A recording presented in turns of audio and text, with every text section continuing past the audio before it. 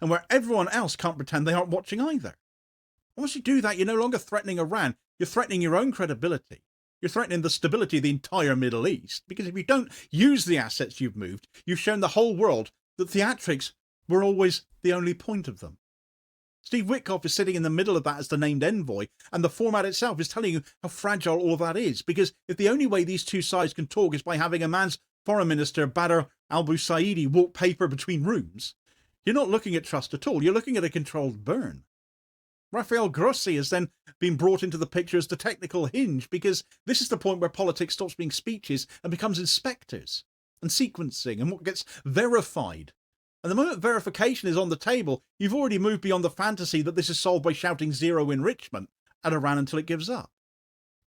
Iran has also had the sense to put compromised material into circulation that sounds like a deal you could actually operationalise, with reports describing proposals like suspending enrichment for a limited number of years, diluting stockpiles under inspection, even floating the idea of a regional consortium for civilian-grade activity.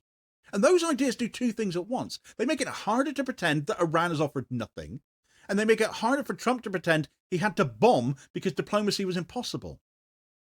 Benjamin Netanyahu, meanwhile, is acting like a man who wants the decision taken out of his hands and placed into Trump's, because Israeli reporting and Israeli political briefings are being used to build the atmosphere of imminence. And the point of that atmosphere is not simply military readiness, it's narrative readiness, the public conditioning that turns a choice into an inevitable event, even though he's the one that's been whispering in Trump's ears in Florida in recent weeks.